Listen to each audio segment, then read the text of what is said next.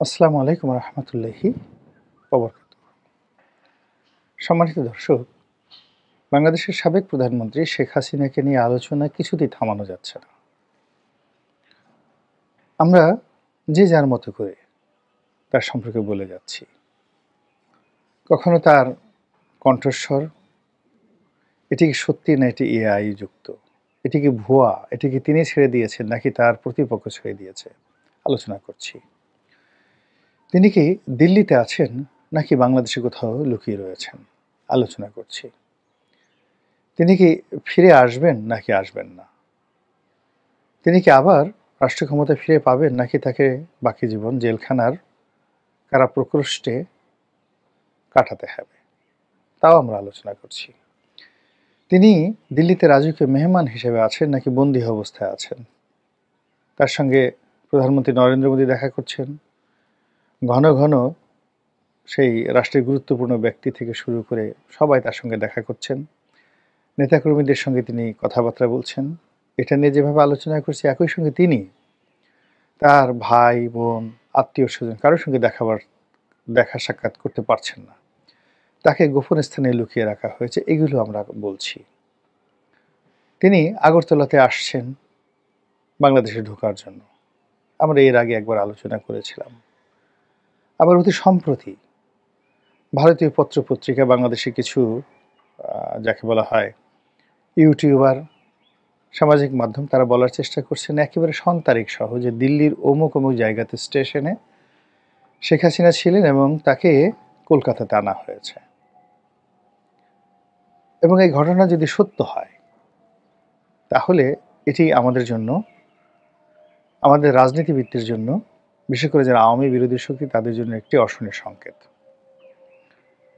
তো সেই অশনির সংকেতটা কি সেটা নিয়ে আলোচনা করব। তার আগে বলে নেই যে শেখ হাসিনাকে নিয়ে এত আলোচনা কেন। আলোচনার কারণ হলো যে তিনি এখনো গুরুত্বহীন হয়ে পড়েননি এবং কোনো অবস্থাতেই তার মৃত্যু না হওয়া পর্যন্ত কিংবা তার একটি দফা রফা না হওয়া পর্যন্ত তার বিরোধী যারা শক্তি রয়েছে তারা এরকম আলোচনা করতেই থাকবে।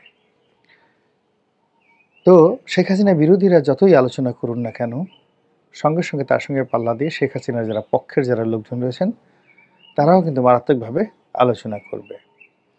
এবং এই আলোচনার কেন্দ্রে অটোমেটিক শেখ হাসিনা থাকতে থাকতে একটা সময় হুট করে তিনি যদি ক্ষমতার পাদপীঠে চলে আসেন, এতে আশ্চর্য হওয়ার তেমন কিছুই নেই। এখানে একটা বিষয় বলে রাখা ভালো যে দিল্লির সঙ্গে শেখ হাসিনার যে সম্পর্ক, এটি কখনো দাকুমরা সম্পর্ক গিয়েছে গত 15 বছরে, কখনো হরিহরাত্মার সম্পর্ক গিয়েছে, কখনো বন্ধুত্বের চরম পর্যায়ে পৌঁছে গিয়েছে। আমি অনেক আগের থেকেই বলে আসছিলাম যে শেখ হাসিনাকে একটা শিক্ষা দেওয়ার জন্য দিল্লি চেষ্টা করছে এবং শেখ হাসিনাকে বিভিন্ন আকার ইঙ্গিতে তারা বোঝানোর চেষ্টা করেছে, কিন্তু শেখ হাসিনা কখনোই বুঝেননি।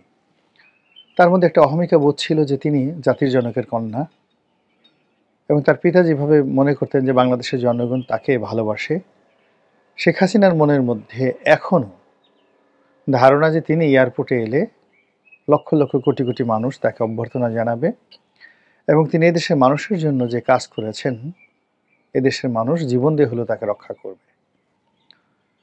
তিনি এও মনে করেন যে সেনাবাহিনীর বা রাজনৈতিক অঙ্গনে কিছু কুলাঙ্গার রয়েছে, তারা তার সঙ্গে বেইমানি করেছে এবং তিনি বিশ্বাস করেন যে তিনি ধর্ম করেন, কর্ম করেন, তাহাজ্জুদ নামাজ পড়েন, আল্লাহর রহমত তার প্রতি রয়েছে এবং আল্লাহর যদি রহমত না থাকতো তিনি মারা যেতেন। যে পরিস্থিতি তৈরি হয়েছিল 2024 সালের আগস্ট মাসে, তাতে তিনি মারা যেতে পারতেন। যেহেতু তিনি মারা যাননি এবং এখন পর্যন্ত জীবিত রয়েছেন, সেহেতু প্রতিশোধ নেওয়ার জন্য, কিছু কর্ম করার জন্য এবং তার আরাধ্য তিনি যে কাজগুলো করার জন্য সংকল্প করেছেন, সেই কাজগুলো করার জন্যই তিনি মূলত বেঁচে আছেন। এবং তার যে কয়েকটি অডিও ফুটেজ আমরা দেখেছি যেগুলো ভাইরাল হয়েছে, সব অডিওতে তিনি তার এই বেঁচে থাকাকে আল্লাহর একটা নিয়ামত হিসেবে তিনি বর্ণনা করেছেন। তো কাজেই তার এই যে দৃঢ়তা, তার যে শক্তিমত্তা, তার যে আত্মবিশ্বাস, এটি শেখ হাসিনা বিরোধীদের জন্য একটি ব্যাড সিগন্যাল।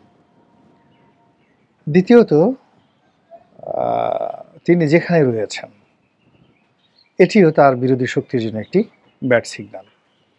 তিনি যদি আজারবাইজানে থাকতেন, তিনি যদি দুবাইতে থাকতেন, তিনি যদি ইভেন মালয়েশিয়াতে থাকতেন, এটি আমাদের জন্য ভয়ের কারণ ছিল না। কিন্তু প্রতিবেশী রাষ্ট্র ভারতে তিনি আছেন, এটি যে কোনো কারণে আমাদের জন্য একটি মারাত্মক হুমকি। দ্বিতীয়ত, ভারত যে তাকে রেখেছে, ভারত তাকে রেখেছে রাজকীয় মেহমান হিসেবে, এবং ভারত তাকে ক্ষমতায় বসাবে, তাকে পুনর্প্রতিষ্ঠিত করবে এবং আওয়ামী লীগকে ক্ষমতায় আনবে, এবং বাংলাদেশে তাদের স্বার্থ সংশ্লিষ্ট যে কোনো বিষয় তদারক করার জন্য তারা এখনো পর্যন্ত আওয়ামী লীগকে তাদের অকৃত্রিম বন্ধু হিসেবে মনে করেন। এই যে ভারতের যে অ্যাটিটিউড, এই অ্যাটিটিউড আমাদের জন্য একটি অশনীয় সংকেত। সর্বোপরি এখনো পর্যন্ত ভারত বন্ধু খুঁজে পায়নি। বিএনপির সঙ্গে, জামাতের সঙ্গে, ডক্টর ইউনূসের সঙ্গে এখনো পর্যন্ত তাদের কোনো বন্ধুত্ব তৈরি হয়নি।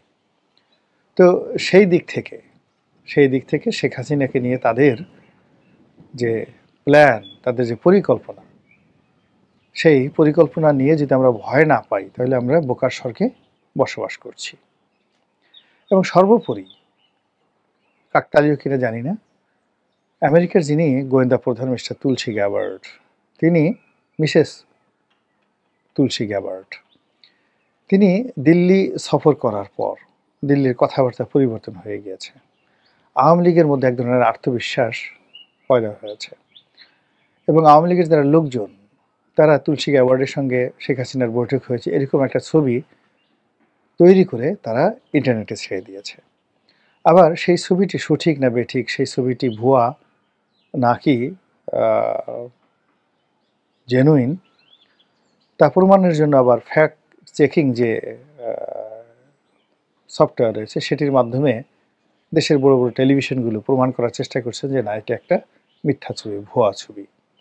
তো অ্যাজ এ হোল যা কিছুই করছি না কেন, সব কিছুতেই শেখ হাসিনা আলোচনার কেন্দ্রে চলে এসেছেন। এবং তুলসী গ্যাবার্ড দিল্লি ত্যাগ করার পর যখন শেখ হাসিনাকে আবার কলকাতা আনা হলো বা আনা হয়েছে, এরকম ঘটনার কথা যখন আমরা শুনতে পাচ্ছি, এবং এই ঘটনা যদি বিন্দুমাত্র সত্য হয়ে থাকে তাহলে আমাদের খবর আছে। এর কারণ হলো আমরা জানি আওয়ামী লীগের বেশিরভাগ মানুষ এখন যারা পলাতক কলকাতাতে আছেন, দলের শীর্ষ নেতৃবৃন্দ। তো তাদের সঙ্গে যদি শেখ হাসিনার দেখা হয়, সাক্ষাৎ হয়, এবং আওয়ামী লীগ যেটি বিশ্বাস করে এবং প্রচার করে যে তারা এখনও ক্ষমতাহীন নয়, এখনও শেখ হাসিনা বৈধ প্রধানমন্ত্রী, এবং তারা সব কিছু মনে করছে যে আগের মতোই আছে। তো সেক্ষেত্রে কলকাতাতে বসে তারা যদি সেই 1971 সনের মতো একটি প্রবাসী সরকার ঘোষণা করে, এবং সেই প্রবাসী সরকারের পক্ষে যদি তারা প্রচার চালায়, প্রোপাগান্ডা চালায়, একেবারে বিসমিল্লাতে তারা চীনকে না পেলেও রাশিয়াকে পেয়ে যাবে। ভারত যদি স্বীকৃতি দিয়ে দেয়, বিশ্বাস করেন বাংলাদেশের জন্য একটা প্রলয় হয়ে যাবে, রীতিমতো প্রলয় হয়ে যাবে। সরকার এই বিষয়গুলো ভাবছেন কি ভাবছেন না আমি বলতে পারবো না, তবে বাংলাদেশ সরকারের মধ্যে, সেনাবাহিনীর মধ্যে এমন কতগুলো সমস্যা দেখা দিয়েছে যে সমস্যাগুলোর কারণে শেখ হাসিনাকে কেন্দ্র করে আওয়ামী লীগের যে সম্ভাবনা, সেই সম্ভাবনার দ্বার ক্রমশ বেড়েই চলেছে। মহান আল্লাহ আমাদের সবাইকে হেদায়েত দান করুন এবং হেফাজত করুন। আসসালামু আলাইকুম ওয়া রাহমাতুল্লাহি ওয়া বারাকাতুহু।